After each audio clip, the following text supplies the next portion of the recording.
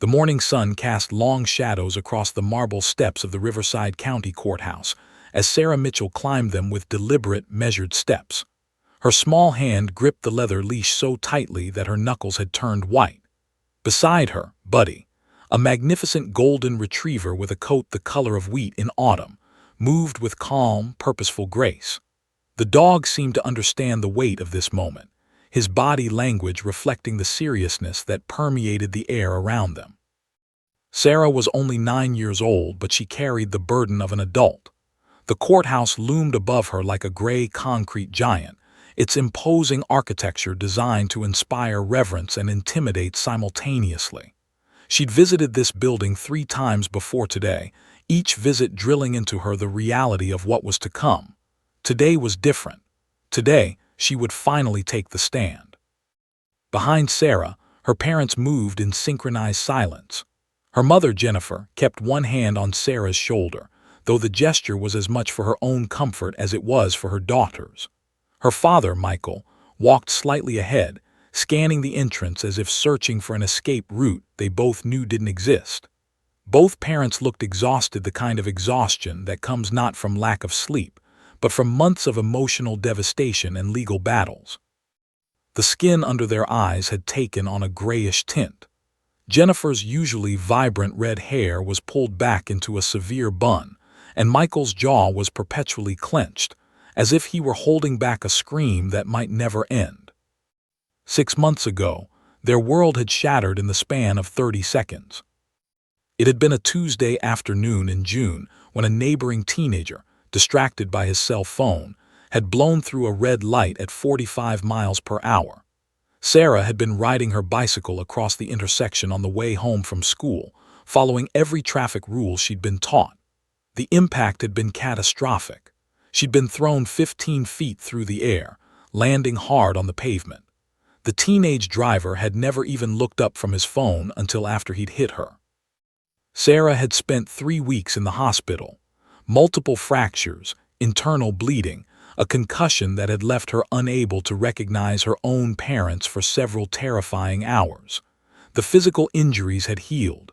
The psychological scars were far deeper and less visible. For the first month after leaving the hospital, Sarah had experienced night terrors so severe that she'd wake up screaming, convinced that she was back in the intersection, trapped under the wheels of the car. She'd developed an acute phobia of streets and intersections.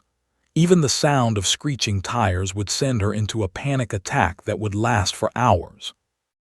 Her elementary school had called twice to report that she'd gone catatonic during a fire drill. The sirens had triggered a complete psychological shutdown. It was her pediatrician who'd first suggested a therapy dog.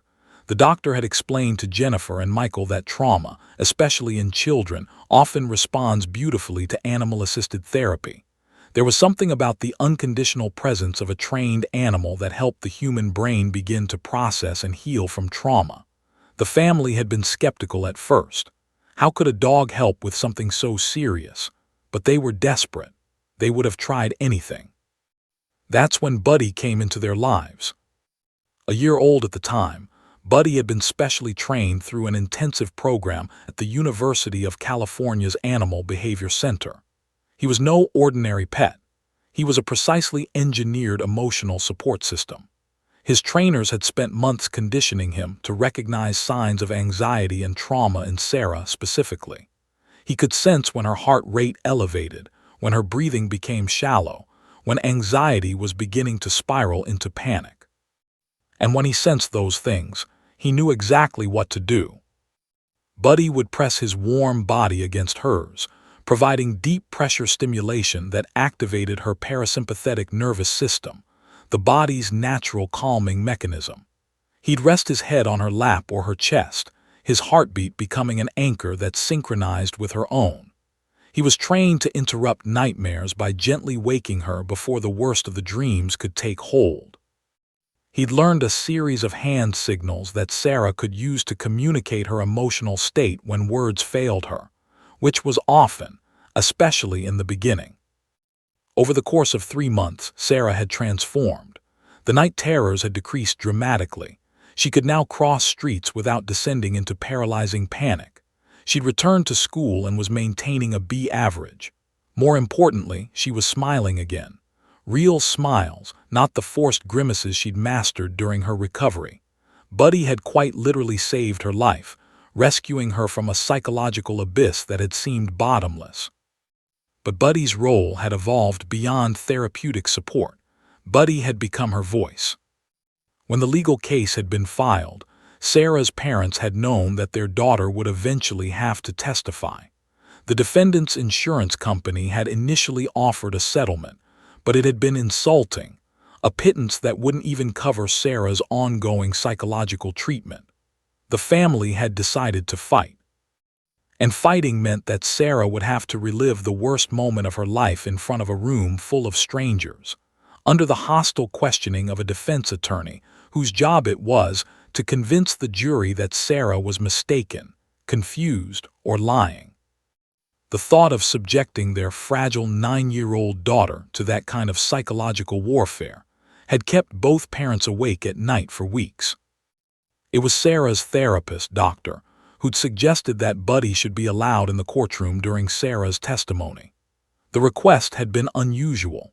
Courtrooms weren't typically places for animals, but Doctor had submitted extensive documentation of Buddy's training, his certification, and the scientific evidence supporting the efficacy of therapy dogs in helping traumatized children give testimony. She'd explained that with Buddy present, Sarah would have access to a regulated, proven coping mechanism that would allow her to access her memories more clearly and communicate more effectively. The judge had been skeptical. Judge Torres was a no-nonsense jurist who'd been on the bench for 40 years. She believed in following rules, maintaining decorum, and ensuring that courtroom procedures remained consistent and professional.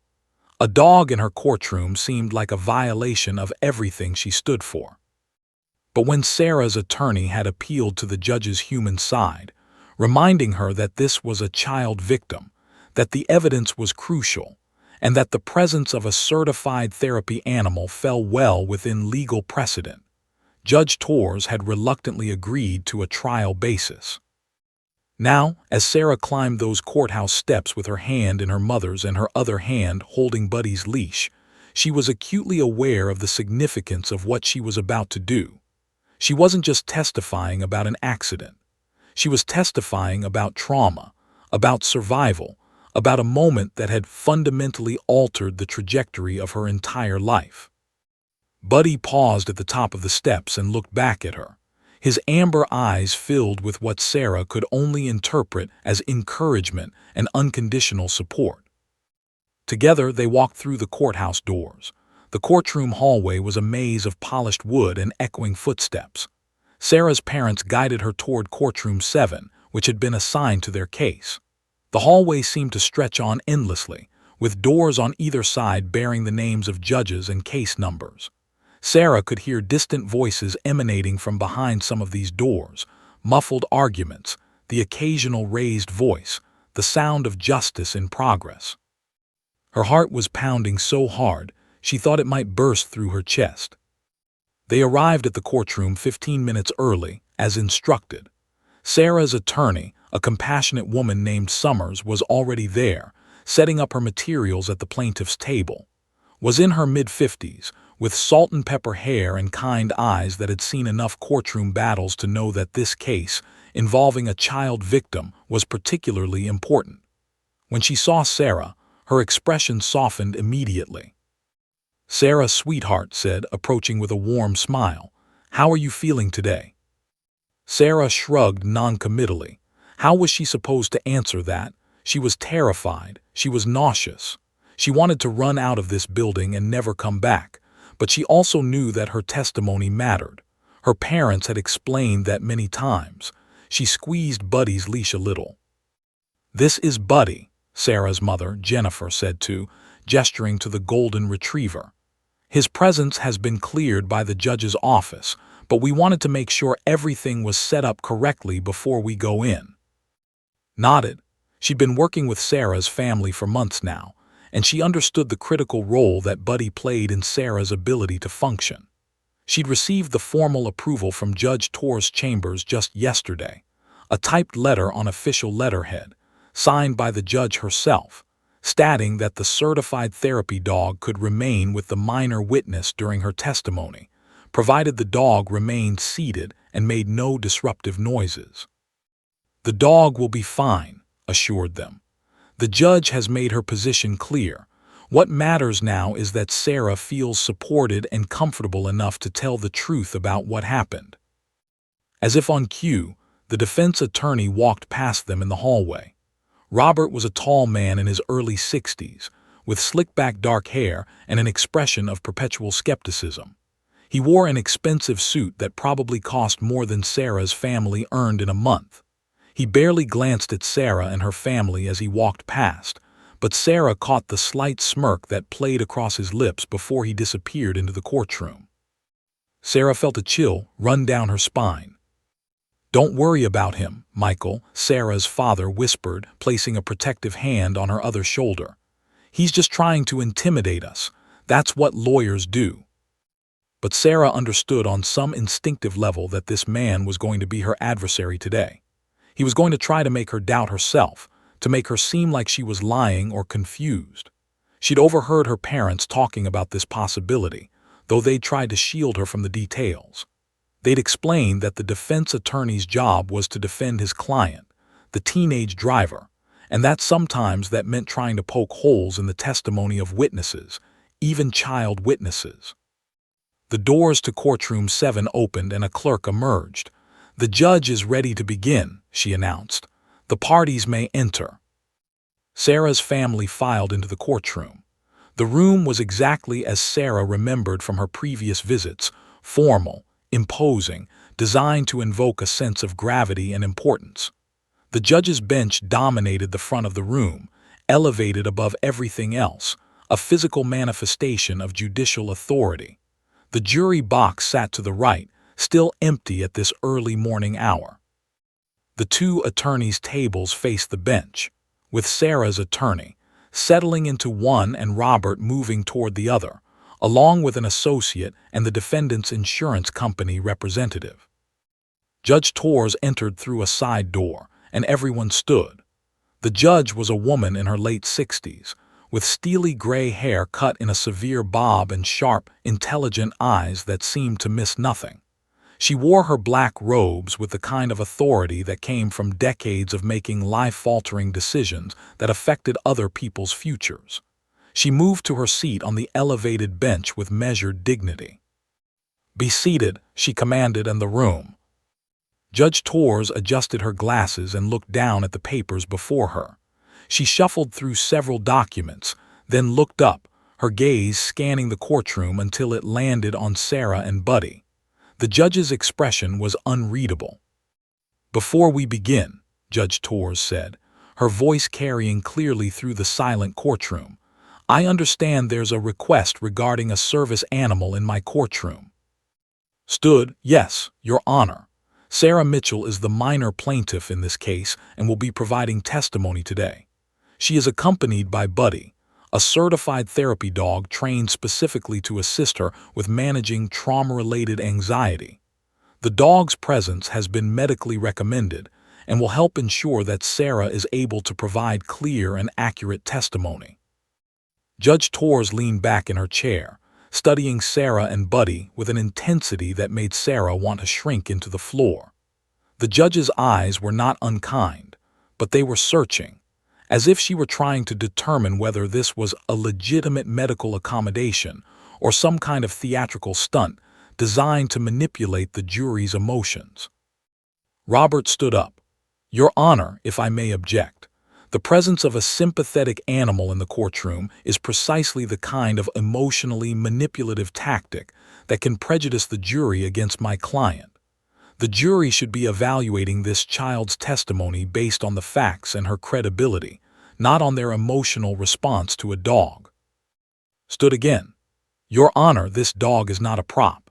He's a medical tool, analogous to allowing a child to wear glasses if they need them to see, or allowing a person with mobility issues to use a wheelchair. The research on animal-assisted therapy is extensive and peer-reviewed. The dog's presence will not disrupt the proceedings. He will remain seated throughout the testimony, and his presence will actually enable Sarah to provide more reliable testimony by managing her anxiety response. Judge Torres held up a hand, silencing both attorneys. She looked directly at Sarah. "Young lady," the judge said, her voice surprisingly gentle, "what is your name?" "Sarah Mitchell," Sarah replied, her voice barely above a whisper. "And this dog's name is Buddy?" "Yes, ma'am." "Has Buddy helped you feel better since your accident?" Sarah nodded. "He helps me not be scared. He helps me breathe when I get worried." The judge was quiet for a long moment. She removed her glasses and rubbed her eyes. When she replaced them, her expression had softened slightly. "The dog may remain," she announced. "However, the dog must remain seated at all times.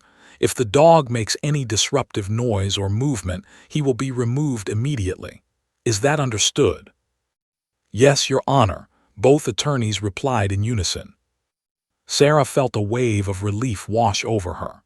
Buddy pressed against her leg reassuringly, as if he understood the judge's decision and approved of it. What Judge Torres didn't yet realize was that her decision to allow Buddy in the courtroom would ultimately become the most pivotal moment of this entire trial, not because of what would happen with Buddy's presence, but because of what the judge would observe about the communication between Sarah and her dog. That silent exchange between child and animal would become the catalyst for one of the most important judicial interventions of Judge Torres' 40-year career. But that moment was still ahead of them. For now, the judge looked at her calendar and announced, "We'll begin jury selection at 9 o'clock. The court will reconvene in 30 minutes." The courtroom began to buzz with activity as people shuffled papers and prepared for the day ahead. Sarah sat in the gallery with Buddy, her hand resting on his soft fur, drawing strength from his steady, unchanging presence. The trial was about to begin. The jury selection process had taken 3 hours.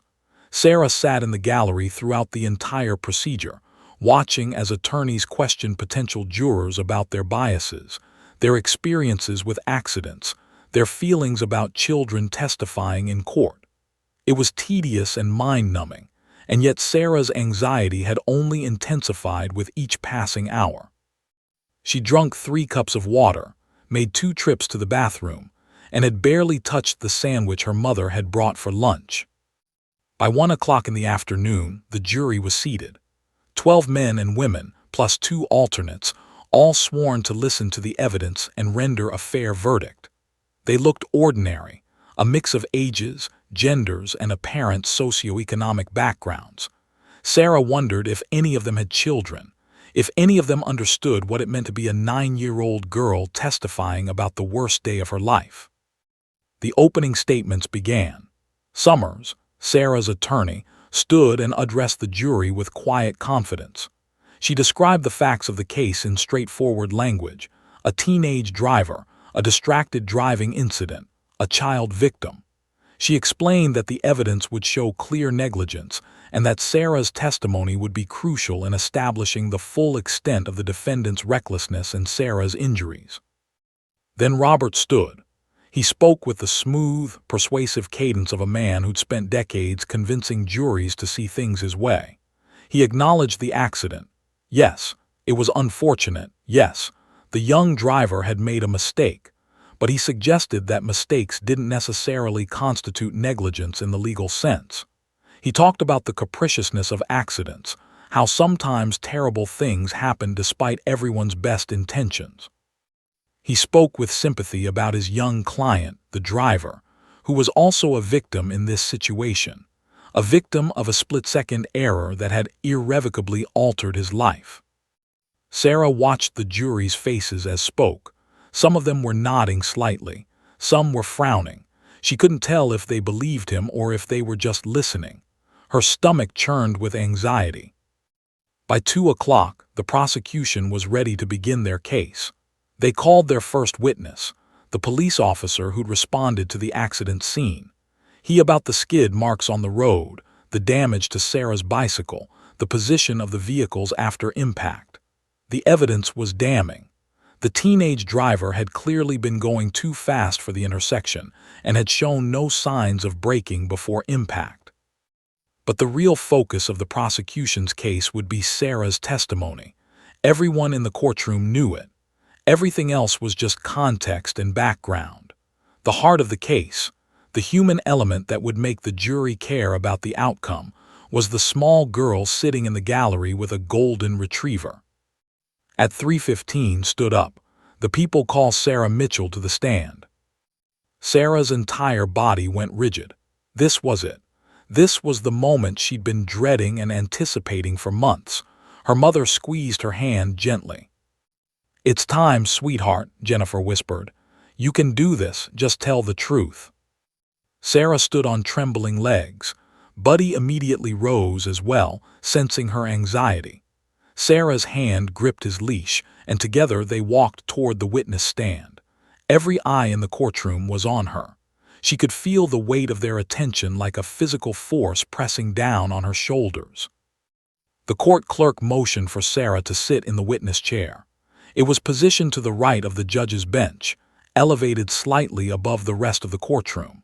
From this vantage point, Sarah could see everyone: the attorneys, the jury, her parents, Buddy settling into a designated spot at the foot of the witness stand where he'd been instructed to remain. The clerk administered the oath, her voice formal and official. "Do you swear to tell the truth, the whole truth, and nothing but the truth, so help you God?" "I do," Sarah replied, her voice barely audible. Began with gentle, easy questions. She established Sarah's identity, her age, where she lived, what school she attended. The questions were designed to help Sarah become comfortable in the witness box, to build rapport and confidence. "Sarah, on June 14th of this year, where were you at approximately 2:15 in the afternoon?" "I was riding my bike home from school," Sarah said, her voice growing slightly steadier. "I was on Maple Street, heading toward the intersection with 5th Avenue. "And how many times had you crossed that intersection before?" "Hundreds of times. I cross it almost every day." "Had anyone taught you the rules for crossing streets safely?" "Yes, my parents taught me, and they taught us in school too. You look both ways. You wait for the walking signal. You don't run into the street without looking." Walked her through the events of that day in meticulous detail. Sarah described the sunny afternoon, the weight of her school backpack, how she'd been thinking about the math test she'd just taken. She described approaching the intersection, how she'd waited for the walk signal, how she'd looked both ways before proceeding. Her voice grew stronger as she spoke, as if the simple act of narrating her experience was helping her regain some sense of control. Then asked, "And as you were crossing the intersection, what happened?" Sarah's voice became small again. "I saw a car coming. It was really fast. I didn't think it was going to stop. I tried to turn my bike, but there wasn't time." "Can you describe the moment of impact?" Sarah closed her eyes. "I felt something hit me from the side, really hard. I fell off my bike. I was falling and I hit the ground and everything hurt. There was pain everywhere. I remember being scared and not being able to move." The courtroom was completely silent. Some of the jurors had tears in their eyes. That's when Robert stood up. "Objection," he said smoothly.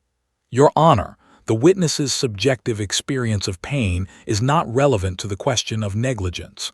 I would request that we move past these emotional descriptions to the factual elements of what occurred." Judge Torres looked at with something that might have been disapproval, but she sustained the objection. "The jury will disregard the witness's commentary about pain. Stick to observable facts, Ms. Summers." Nodded, but Sarah could see the frustration in her eyes. Had just sent a message.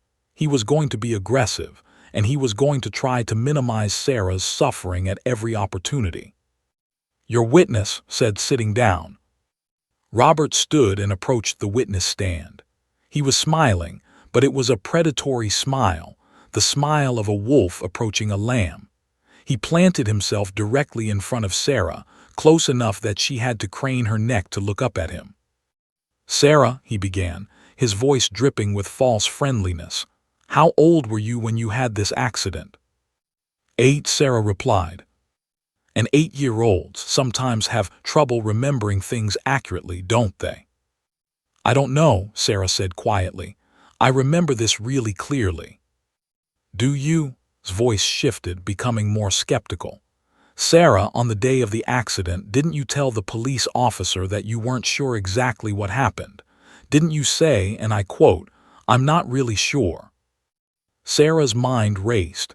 She had been confused that day, traumatized and in pain. She'd said a lot of things. I was scared, she said. My head hurt, but I remember the car coming really fast. Or does it just seem like it was coming fast because you were scared and confused, pressed? Isn't it possible that the car was actually driving at a normal speed, but because you weren't paying attention, you stepped out into the intersection without looking? No, Sarah said, her voice rising slightly. I looked both ways, I always do. Always raised his eyebrows. You always look both ways. You never have a moment where you forget. You're always perfect. Sarah felt tears beginning to form at the corners of her eyes. This man was making her feel like she was lying, like she was confused, like she was stupid for not remembering perfectly. I looked, she said again more quietly. I know I did. But you were only 8 years old, Sarah. 8-year-olds aren't always reliable. Their memories aren't fully developed. Isn't that true? Sarah looked desperately toward her parents, then toward Buddy. The dog was watching her intently, his entire body alert to her distress. I remember, Sarah whispered, her voice cracking. I know what happened. But was just getting started. For the next 45 minutes, he attacked Sarah's testimony from every conceivable angle. He suggested she was confused, that her memory was unreliable, that she was being coached by her parents, that she had a motivation to lie because they were suing for money.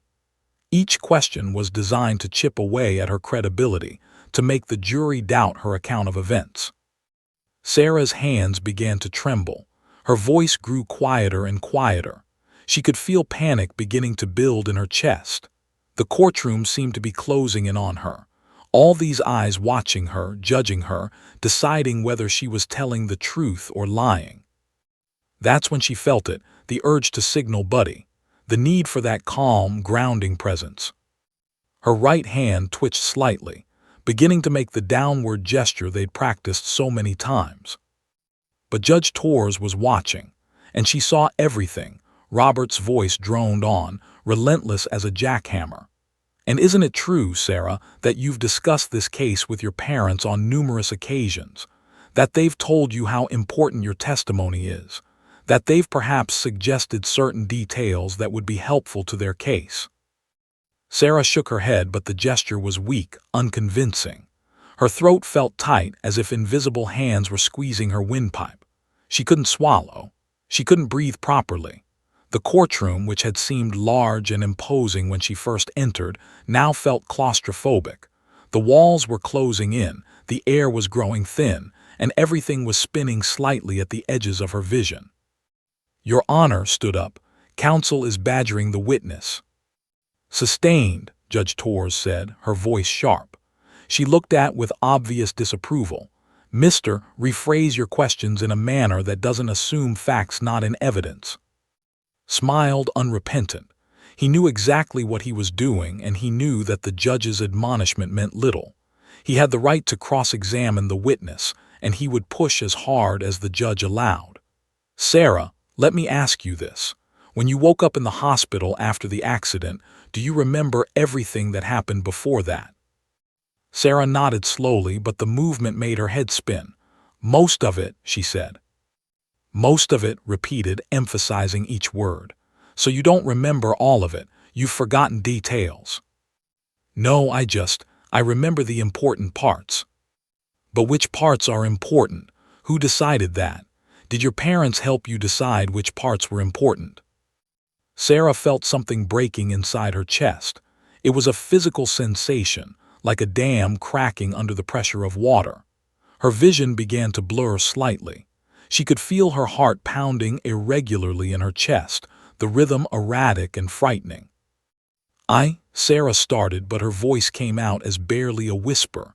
She cleared her throat and tried again. I remember what happened. I was riding my bike and the car hit me and I fell. But how many times have you told this story? Pressed. To your parents, to the police, to your therapist, to your attorney. Each time you tell a story, it can change slightly, can't it? Memories aren't like video recordings. They're reconstructed each time we recall them. Isn't that right? Sarah's hands were shaking now, visibly trembling as they rested in her lap. She glanced down at them, as if surprised by their betrayal. She tried to grip her hands together to stop the shaking, but it only made it worse. Michael, Sarah's father, stood up abruptly from the gallery. "This is enough," he said loudly. "She's just a child." "Mr. Mitchell, sit down," Judge Torres commanded, her voice cold as steel. "This is a courtroom. You will comply with courtroom decorum or I will have you removed."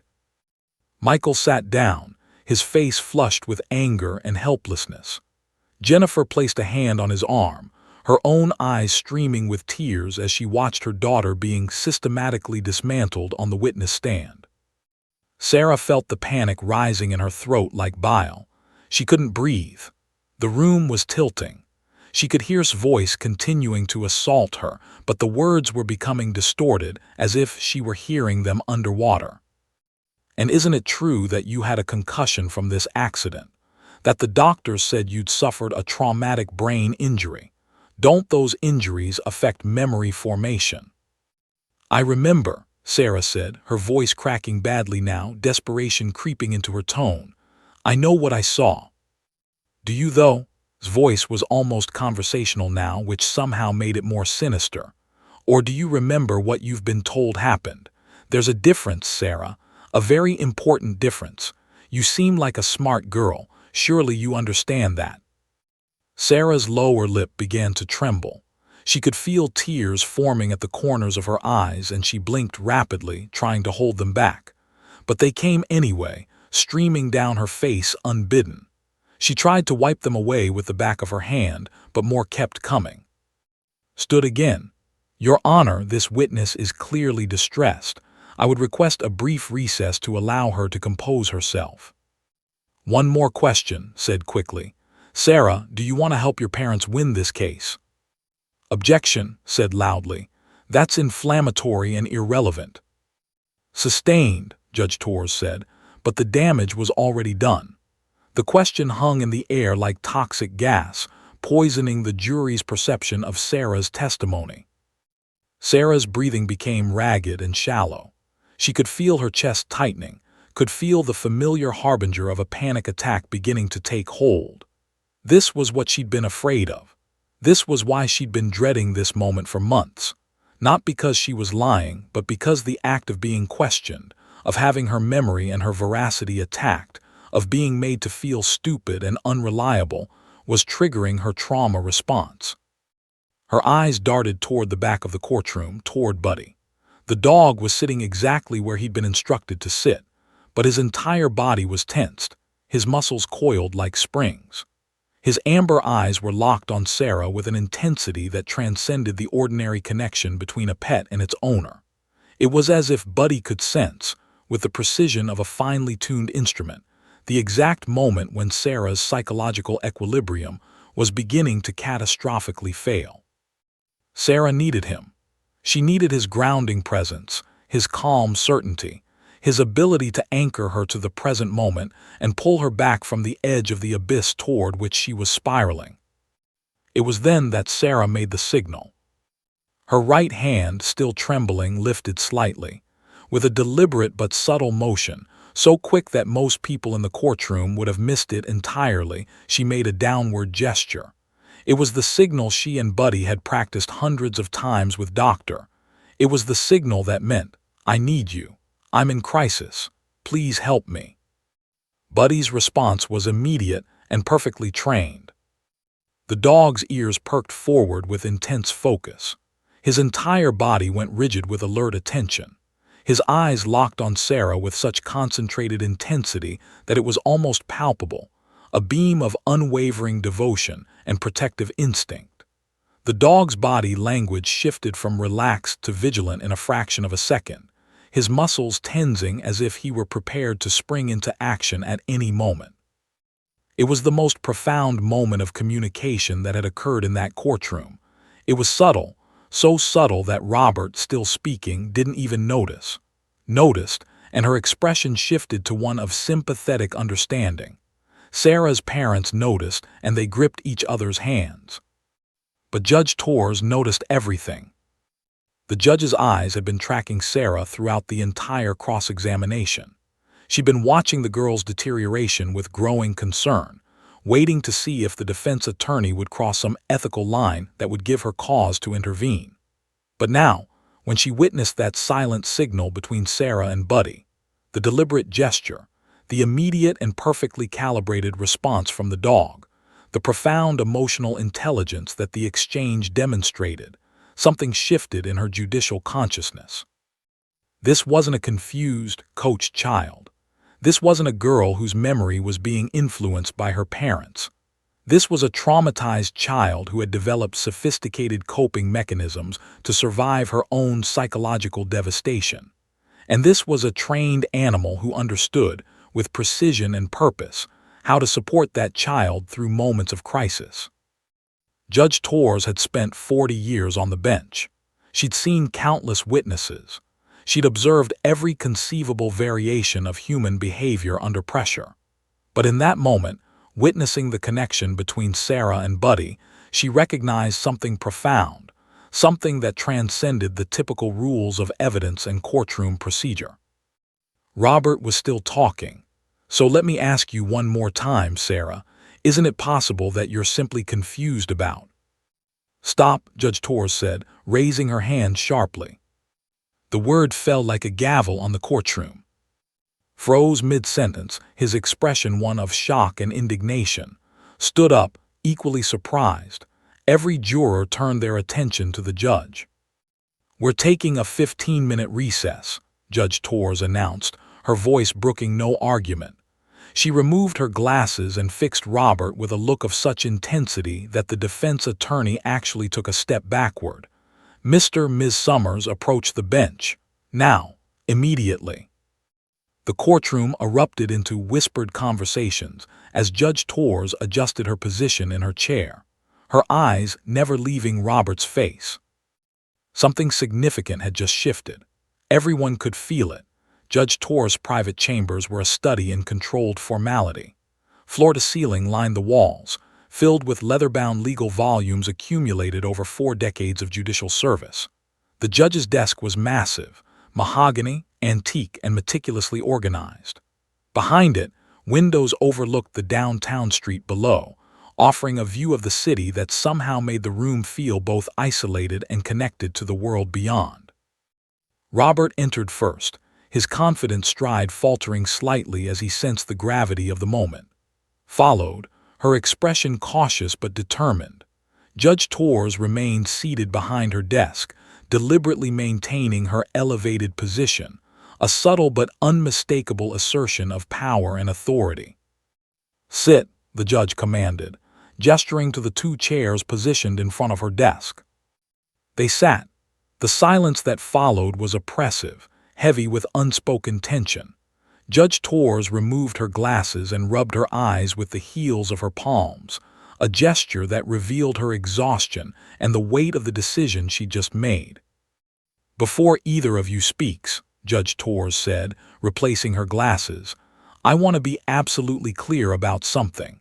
What I witnessed in my courtroom just now was not acceptable, mister. Not acceptable under any circumstances." His jaw tightened. "Your Honor, with respect, I was conducting a legitimate cross-examination. The child's testimony is crucial to the plaintiff's case, and I have every right to—" "You have the right to cross-examine," Judge Torres interrupted, her voice like ice. "You do not have the right to systematically deconstruct a traumatized child's psychological equilibrium for the purpose of manipulating a jury's perception of her credibility." "I was questioning her memory," said defensively. "That's a standard cross-examination technique. Her age, her injury history, her exposure to repeated tellings of the story, these are all legitimate areas of inquiry. Judge Torres leaned forward. And how did you determine that those lines of questioning were appropriate? Did you consider the psychological impact on your witness? Did you review the medical literature on trauma and memory? Did you consider that aggressive interrogation of a child trauma survivor can actually impair memory recall rather than enhance it? Started to speak, but the judge raised a hand. I'm not finished. Judge Torres stood and walked around her desk, positioning herself to look directly into his eyes. I have been a judge for 40 years, mister. 40 years. In that time, I have developed an acute sensitivity to the dynamics of courtroom testimony. I have learned to read people, to understand when they're lying, when they're confused, when they're telling the truth despite their fear. And what I witnessed today was a child telling the truth while being systematically attacked by an attorney whose sole purpose was to make her doubt herself and make this jury doubt her. Your Honor, said, attempting to regain control of the conversation, I understand your concerns, but the jury needs to evaluate this child's credibility based on the rigor of her testimony under cross-examination. That's how the adversarial system works. That's exactly how the adversarial system is supposed to work, Judge Torres agreed. But the adversarial system was designed with adult witnesses in mind. When we're dealing with a child, particularly a child who has experienced severe trauma, we have an ethical obligation to adapt our procedures in a way that doesn't further traumatize that child while still allowing for legitimate cross-examination. Seize the opportunity. Your Honor, the research on trauma-informed examination is extensive.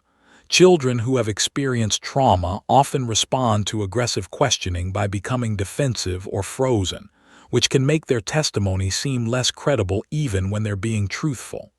The presence of Buddy, the therapy dog, was specifically designed to mitigate that response. And that's what I need to discuss, Judge Torres said, returning to her chair. What I observed in that courtroom was a remarkable moment of communication. The child made a signal, a deliberately trained gesture, and the dog responded with immediate, perfectly calibrated support. That signal and response told me something crucial about this child's state of mind. Frowned.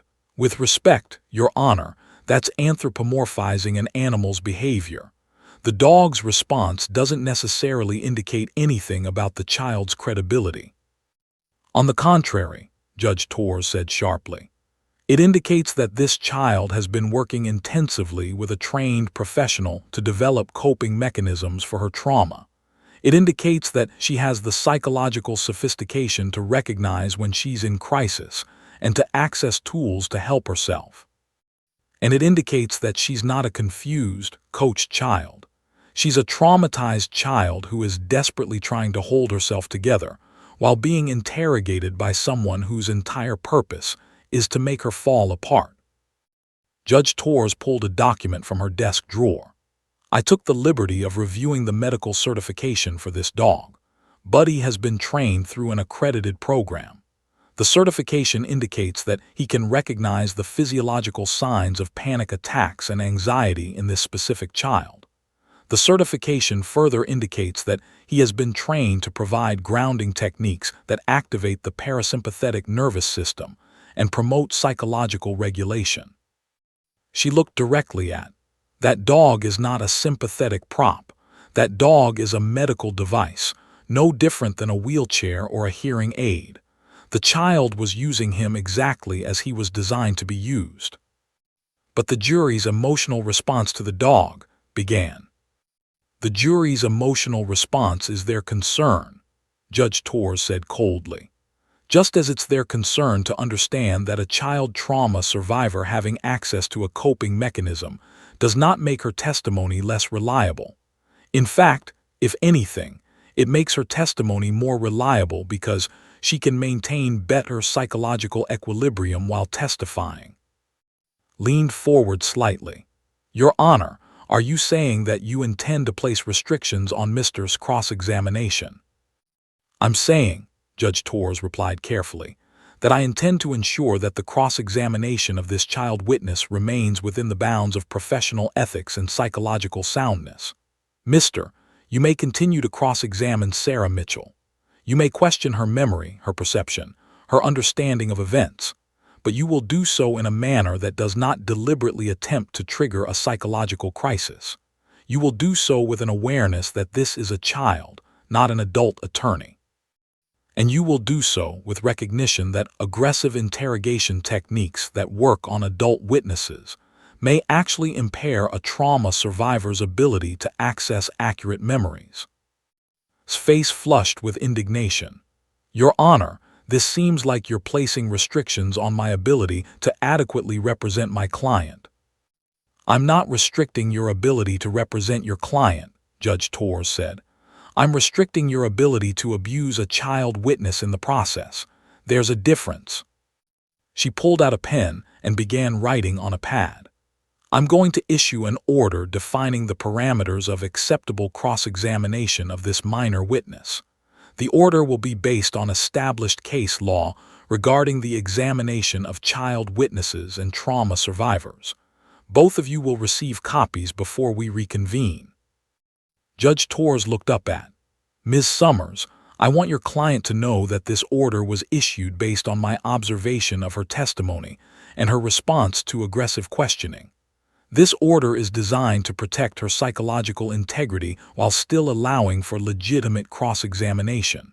She should not interpret this as the court doubting her credibility. Quite the opposite, in fact. She turned to, and Mister, I suggest you use this information to adjust your strategy. You may be able to poke holes in a child's testimony through aggressive tactics, but in doing so, you may well lose a jury that has just watched you attack a 9-year-old girl who survived a serious accident. Juries are composed of human beings, and human beings have compassion, even when the law requires them to be objective. Judge Torres stood, signaling that the meeting was over. We will reconvene in 15 minutes. Both of you will have read and understood the new guidelines for examination. If either of you violates those guidelines, I will impose sanctions. Do we understand each other? Yes, Your Honor, both attorneys replied. As they stood to leave, Judge Torres added, and Mister, in the future, I would strongly recommend that you review the medical literature on trauma before you cross-examine a trauma survivor. It might save you from making the mistakes you made today. Left the chambers first, his expression dark and angry, lingered for a moment. Thank you, Your Honor, she said quietly. You have no idea what this means to my client and her family. Judge Torres nodded. I have a pretty good idea, actually. I have a granddaughter who's about the same age as Sarah. I watched you attack that child, Mister, and I realized that if someone treated my granddaughter that way, I would want someone to stop it. That's what just happened. Sometimes being a judge means doing the right thing, not just the legal thing. Left the chambers and Judge Torres stood alone, looking out her window at the city below. She thought about that moment, the signal, the dog's response, the profound intelligence and resilience of a 9-year-old girl trying to survive the legal system's demands. She'd made the right decision. The 15-minute recess felt like an eternity. Sarah sat in a small consulting room off the main hallway with her parents, Buddy pressed firmly against her leg. A court clerk had brought her water and a box of tissues. Jennifer held Sarah's hand while Michael paced back and forth, his jaw clenched so tightly that the muscles on the side of his face were visibly twitching. I can't believe he's allowed to talk to her like that, Michael said, his voice low and furious. She's 9 years old, for God's sake, 9 years old. The judge intervened, Jennifer said, attempting to sound reassuring even though her own voice was shaky. The judge will make sure it doesn't happen again. But Sarah wasn't listening to her parents' conversation. She was focused on Buddy, her hand buried in his soft fur, her breathing gradually slowing as the dog's calm presence worked its therapeutic magic. The panic attack that had been building was receding, pushed back by the physiological reality of the dog's steady heartbeat against her side, by the warmth of his body, by the unconditional acceptance in his amber eyes. Dr. Sarah's therapist had worked intensively with Sarah to understand this process. She'd explained that trauma wasn't just a psychological phenomenon, it was a full-body experience. When Sarah's nervous system sensed threat, it activated her fight-or-flight response, flooding her body with cortisol and adrenaline. But Buddy's presence activated her parasympathetic nervous system, the body's natural calming mechanism. Deep pressure from the dog's body weight, the rhythm of his breathing, the warmth of his fur, all of these were neurobiological interventions that helped Sarah's body understand that she was safe. Summers appeared in the doorway, a stack of papers in her hands. Her expression was cautiously optimistic. "The judge has issued a ruling," said, sitting down across from the family. She glanced at Sarah, then at her parents.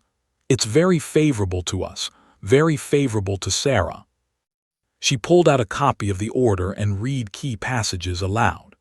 "The cross-examination of a minor witness who has experienced significant trauma must be conducted in accordance with established protocols regarding trauma-informed questioning. Aggressive interrogation techniques designed to induce psychological distress, while permissible in adult examination, are contraindicated in trauma survivor testimony, as such techniques can actually impair memory accuracy and create additional psychological harm." Jennifer's eyes filled with tears. "So he can't talk to her like that anymore?" "Not to that degree," confirmed. "The judge has set clear parameters. He can still cross-examine her. He can still challenge her testimony. But he has to do it in a way that doesn't deliberately attempt to trigger a psychological crisis." Michael looked at Sarah. "Do you understand what that means, sweetheart?" Sarah nodded slightly. She understood, in the intuitive way that children understand such things, that the judge had essentially said that what Robert was doing was wrong, that it was okay to be scared, and that there were rules that would protect her.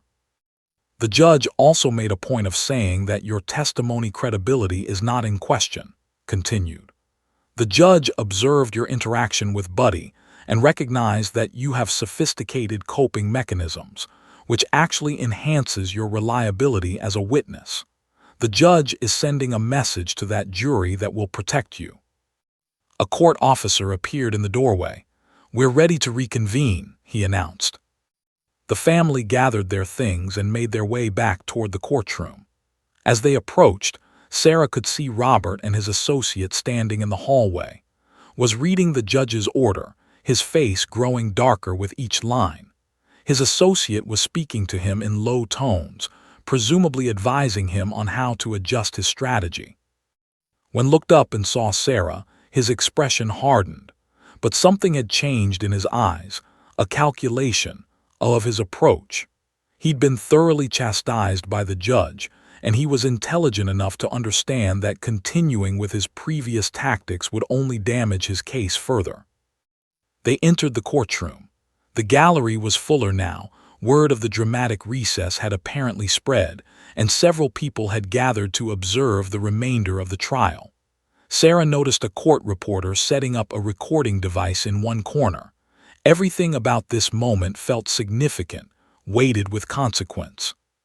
Sarah returned to the witness stand.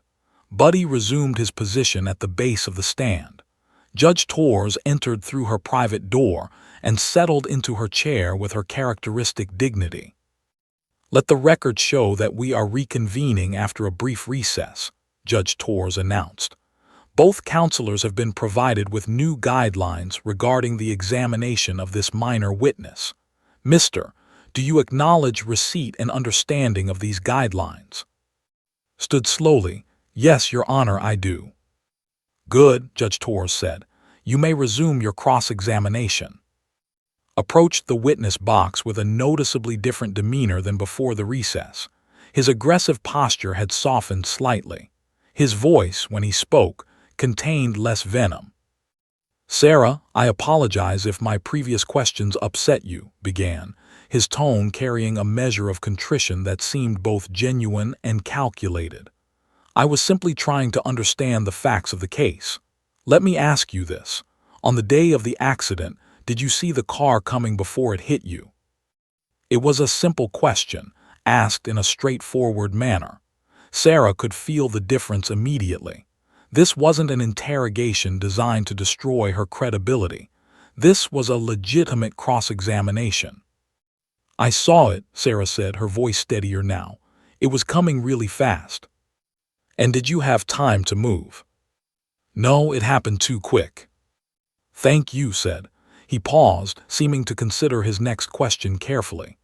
Sarah, after the accident, did anyone show you pictures or diagrams of the intersection?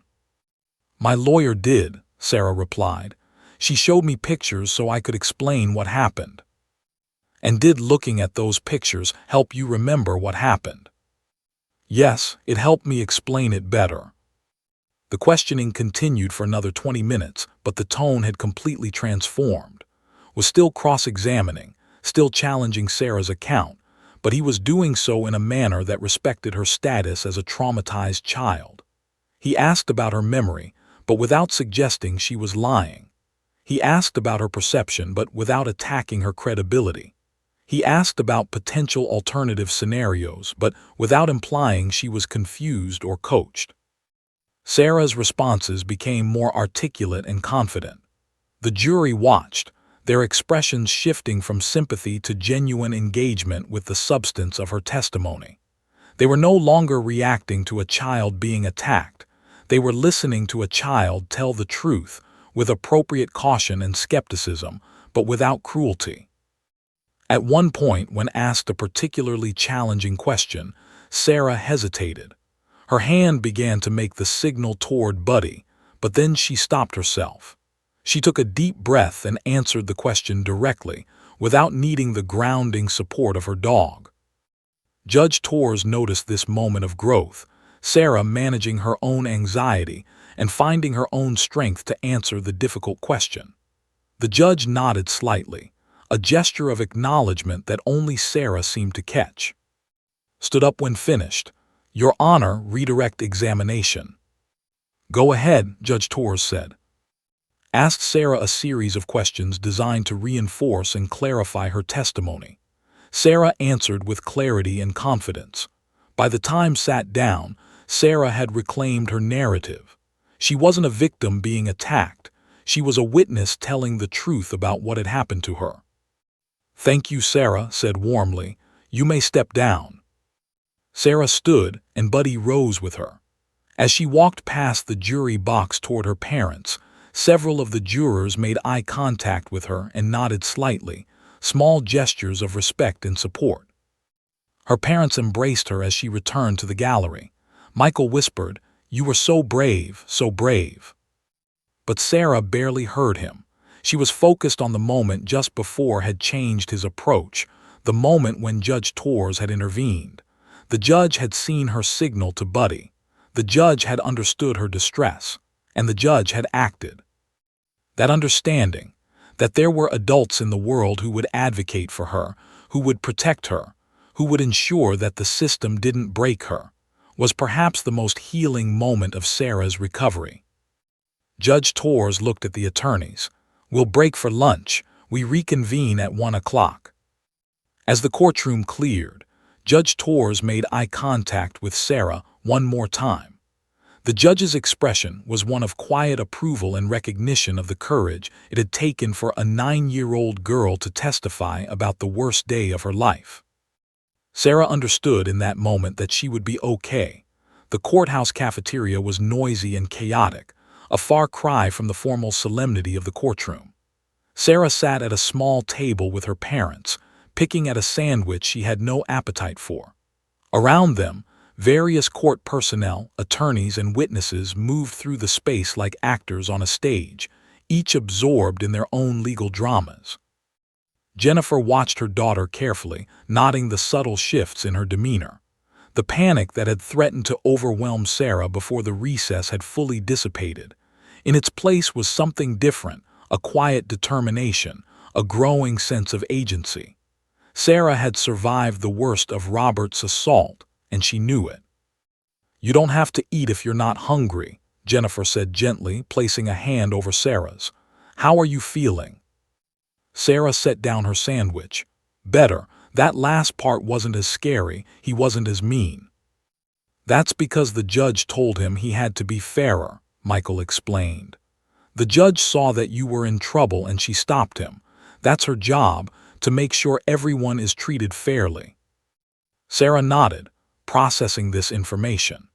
The idea that there were rules protecting her, even in this intimidating place, was gradually beginning to reshape her understanding of the legal system. It was no longer just a place where bad things happened to you. It was also a place where people could intervene when those bad things crossed an ethical line. Joined them at their table, carrying a salad and a cup of coffee. She looked exhausted but satisfied. "The jury is on our side," said quietly, speaking only to the adults but aware that Sarah could hear. "I watched their faces during Sarah's testimony. They believed her. More importantly, they sympathized with her. When the judge intervened, it reinforced her credibility rather than undermining it." "What happens now?" Michael asked. "Now we finish laying out our case," replied. "I have 3 more witnesses: the police officer who collected evidence at the scene, a traffic accident reconstruction expert, and a medical expert who will testify about the extent of Sarah's injuries and her ongoing treatment needs. But Sarah's testimony was the emotional and factual core of our case. Everything else is just supporting evidence." She paused, taking a sip of coffee. "The defense will argue that their client made a mistake, that he's a good kid who had one moment of negligence. They'll try to minimize the damages and suggest that Sarah's recovery has been better than her family claims. But they can't get around the fact that their client was texting and driving, that he hit a child at a significant speed, and that the impact has had profound consequences for Sarah's psychological well-being." The hour passed quickly. At 1 o'clock, they made their way back toward the courtroom. Sarah noticed that the hallway seemed more crowded now. Word of the dramatic intervention by the judge had apparently spread through the courthouse. Several people watched as Sarah and her family entered the courtroom, some with curiosity, some with sympathy. Robert was already in the courtroom, reviewing documents at the defense table. He looked up as Sarah entered and made momentary eye contact with her. There was no hostility in his gaze now, just a kind of weary resignation. He'd been forced to change his tactics, and he understood that this change had probably cost him the case. The judge entered, court was called back into session, and called her next witness, Officer David, the police officer who had responded to the accident scene and conducted the initial investigation. Officer was a 15-year veteran of the police force. He moved through the courtroom with the practiced ease of someone who'd in court hundreds of times. He was sworn in and took his seat in the witness box. Led him through the details of the accident scene with methodical precision. Officer described the position of the vehicles, the damage patterns, the skid marks on the road. He explained his methodology for determining the speed at which the teenage driver had been traveling based on the physics of the impact. "Based on your investigation," asked, "what was the speed of the defendant's vehicle at the time of impact?" "Our calculations, based on the damage patterns and the distance the child's bicycle traveled, suggest the vehicle was traveling at approximately 43 miles per hour, officer. The speed limit at that intersection is 30 miles per hour. And the intersection has traffic signals." "Yes, and the signal was functioning properly. I checked it personally." "What did your investigation reveal about whether the defendant attempted to brake before impact?" "There were no skid marks from the defendant's vehicle," officer said. "No indication of braking, no indication that the driver was attempting to avoid the collision. The evidence suggests the driver did not brake at all before hitting the child." Paused, letting that statement settle with the jury. "Thank you, officer." Robert approached for cross-examination, but his approach was noticeably restrained compared to his earlier aggressive tactics. He asked officer about potential mechanical failures, about whether the brakes might have malfunctioned. But officer had answers for all of these questions. The vehicle had been properly maintained. The brakes were functioning normally. Asked about Sarah's visibility, whether the child might have been difficult to see. But officer, that the intersection was well lit, the day was clear, and the child had been riding in full daylight wearing a bright yellow bicycle helmet. By the time finished his cross-examination, he had accomplished little except to hammer home the indefensibility of the defendant's position. The jury was taking notes, their expressions grave. The afternoon continued with the traffic accident reconstruction expert, a man named Dr. James who had 20 years of experience analyzing accident scenes. Doctor about velocity, impact angles, and the physics of what happens when a vehicle moving at 43 miles per hour strikes a 90-pound child. The force of impact would have been approximately 4,700 pounds, Doctor explained, using technical language that somehow made the horror of the accident even more visceral. That level of force exceeds the structural integrity of the human body at any age, but particularly in a child whose skeletal system is still developing. Showed the jury diagrams and photographs. She asked Doctor to explain the mechanism of injury that would have resulted from such an impact. The jurors watched with varying degrees of discomfort as the expert described the internal injuries Sarah had sustained, the trauma to her organs, the risk of permanent damage. When Doctor was finished, one of the jurors, a woman in her 50s who appeared to be a mother herself, had tears streaming down her face. Robert stood for cross-examination but declined to ask any questions. His silence was more eloquent than any words could have been. There was nothing to challenge about physics and mathematics. The final witness of the day was Dr. Elizabeth, the neuropsychologist who had been treating Sarah since the accident. Doctor was a small woman in her 60s with graying hair and kind eyes. She had an air of authority that came from decades of clinical experience. Guided Doctor through her credentials and her assessment of Sarah. Doctor about the initial trauma response, the development of PTSD symptoms, the ongoing anxiety and avoidance behaviors that had characterized Sarah's recovery. Has the child shown improvement? Asked. Yes, significant improvement, Doctor replied, particularly in the last 3 months since she began working with the therapy dog. But it's important to understand that this recovery is not complete, and it may never be complete. Trauma leaves neurological imprints. Sarah has made remarkable progress, but she will likely deal with remnants of this trauma for years to come. What is the prognosis? With continued therapy and support, Sarah should achieve functional recovery, Doctor said.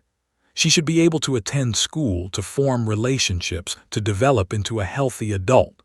But the path to that recovery is long, and the ongoing costs, both emotional and financial, are substantial.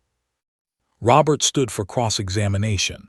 Doctor, isn't it true that children are resilient, that they often recover from traumatic events? Children can be resilient, Doctor agreed. But resilience doesn't mean recovery is automatic or painless. It doesn't mean there are no long-term effects.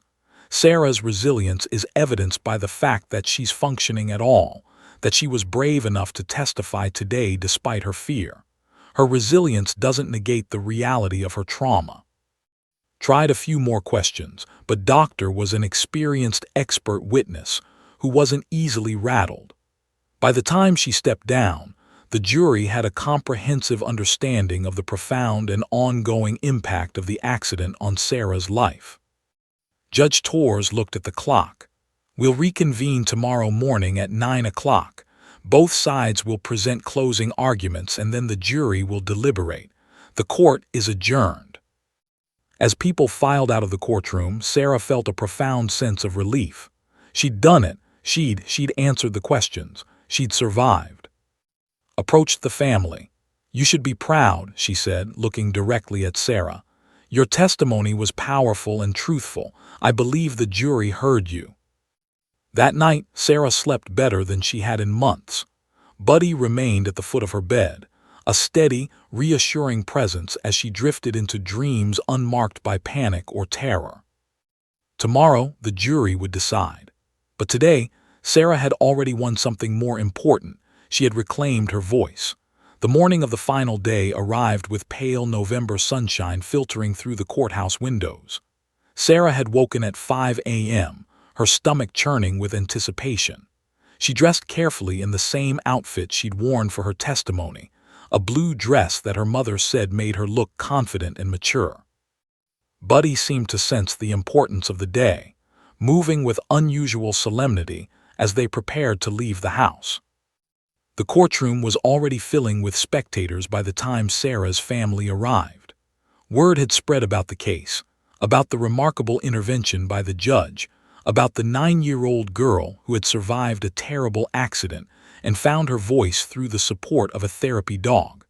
Several local news outlets had sent reporters, and cameras flashed outside the courthouse entrance. Judge Torres entered promptly at 9 o'clock, and court was called into session. The closing arguments began with standing before the jury, her voice steady and passionate. "Members of the jury," began, "you have heard testimony from a brave child, from law enforcement, from accident reconstruction experts, and from medical professionals. All of this evidence points to a single, inescapable conclusion. On June 14th of this year, the defendant made a choice. He chose to text while driving. He chose to drive at a speed unsafe for a residential intersection. He chose to fail to brake when a child appeared before him. And as a result of those choices, Sarah Mitchell's life was forever changed."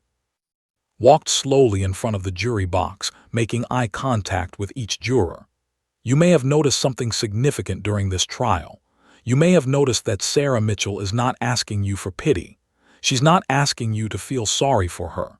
She's asking you to see the facts. She's asking you to recognize that her suffering is real, that her injuries are real, and that the defendant's negligence caused that suffering and those injuries."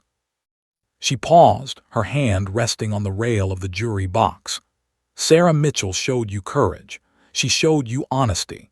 She showed you that even in the face of aggressive questioning designed to undermine her credibility, she stood by her truth. That is the behavior of someone telling the truth. That is the behavior of a child who deserves justice." Robert stood next, and his closing argument was notably different from what it might have been before the judge's intervention.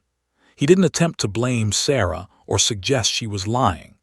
Instead, he focused on minimizing the damages, arguing that Sarah's recovery had been better than her family claimed, that the ongoing psychological effects would be temporary and manageable.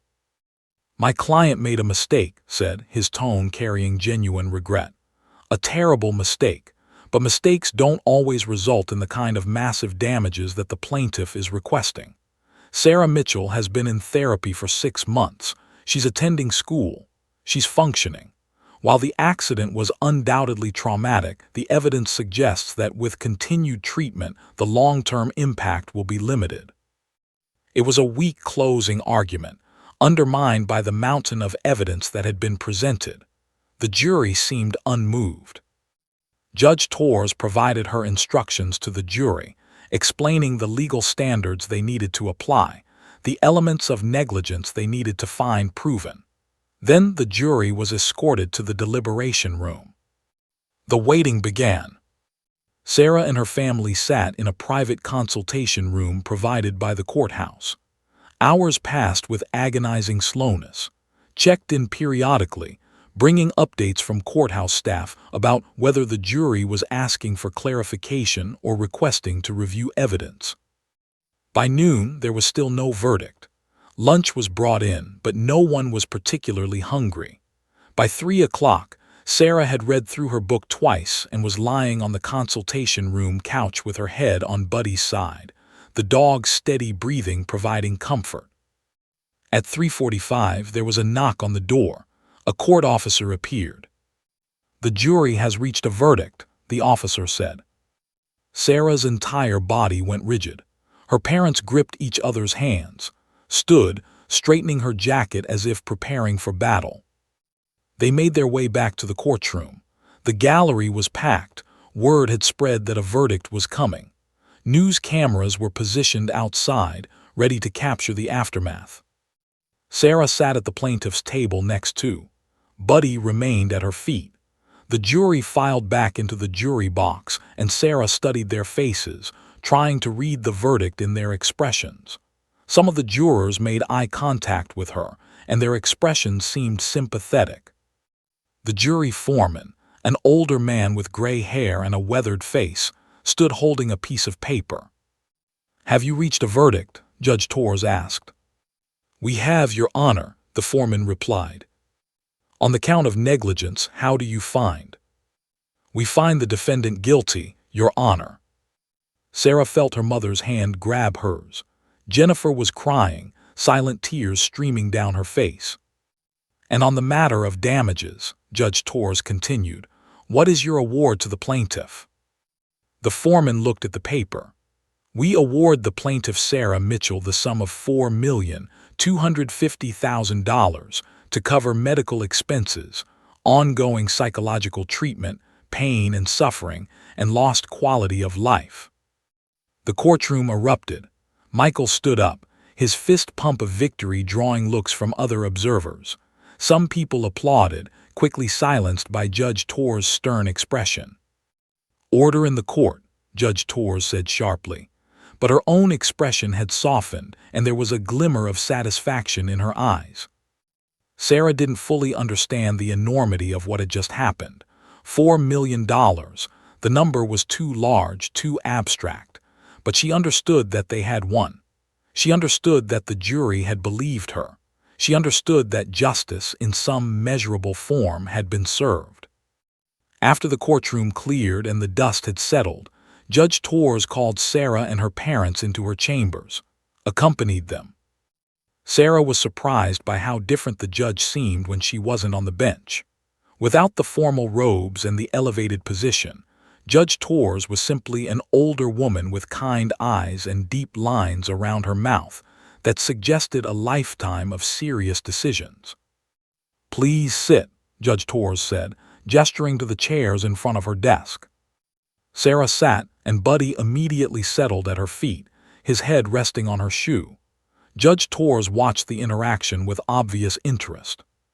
"Sarah," the judge began, "I wanted to speak with you privately because I want you to understand something important about what happened in my courtroom. What you did, testifying about the worst day of your life while being questioned by an attorney whose job it was to poke holes in your story, that took more courage than most adults possess."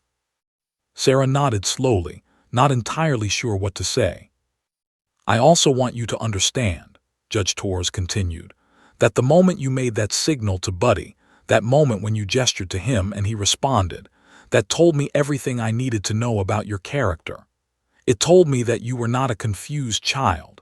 It told me that you were a traumatized child who had learned sophisticated coping mechanisms. It told me that you were fighting to survive and to tell the truth." The judge leaned forward slightly. "That moment is why I intervened. That moment is why I gave Mr. New guidelines for questioning you. And that moment is why the jury believed you. Because they saw what I saw, a girl who was doing everything in her power to hold herself together while telling the truth." Jennifer reached over and squeezed Sarah's hand. "I've been a judge for 40 years, Judge Torres said. "I've presided over thousands of cases, but I don't often see the kind of courage and resilience that I witnessed from you in my courtroom. I want you to know that you should be proud of yourself. Not just because you won the case, but because you did something truly difficult and you did it with integrity and bravery." Judge Torres looked at Buddy. "And I want to say something about this dog. In my 40 years on the bench, I have never allowed an animal in my courtroom before. But what I witnessed between you and Buddy, that connection, that communication, that mutual support, that was something extraordinary. Buddy isn't just a pet. Buddy is a partner in your healing. And I believe that Buddy deserves recognition for that role." The judge stood and walked around her desk. She knelt down to Sarah's level, a significant gesture coming from someone accustomed to maintaining authority and distance.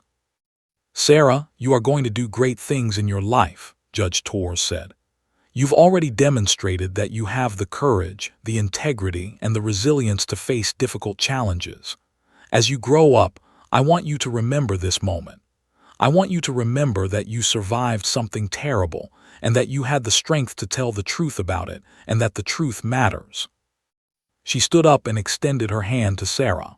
Sarah shook it, feeling the warmth and strength in the judge's grip. Take care of each other, Judge Torres said, looking at Sarah and her family, and take good care of Buddy. 3 weeks later, Sarah stood at the top of the courthouse steps with Buddy beside her.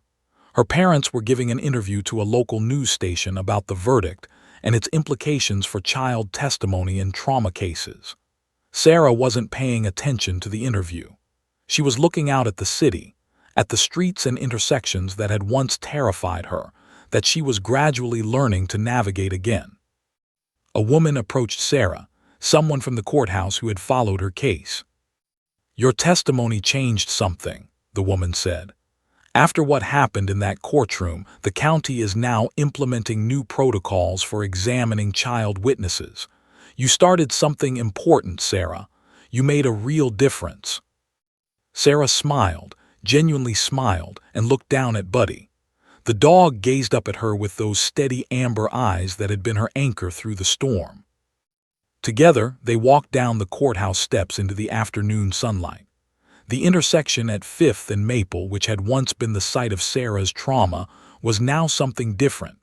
It was still an intersection, still a place where cars passed and people crossed, but it was no longer a symbol of helplessness and terror. It was a place that Sarah had survived, and more than survived, a place that had ultimately led her toward healing, toward finding her voice, and toward discovering that even the smallest among us can create profound change. Buddy remained at her side as they walked, a steady companion in her journey toward wholeness. And in that companionship, in that silent promise of unwavering support, Sarah understood that she would be okay. More than okay, she would thrive. The end.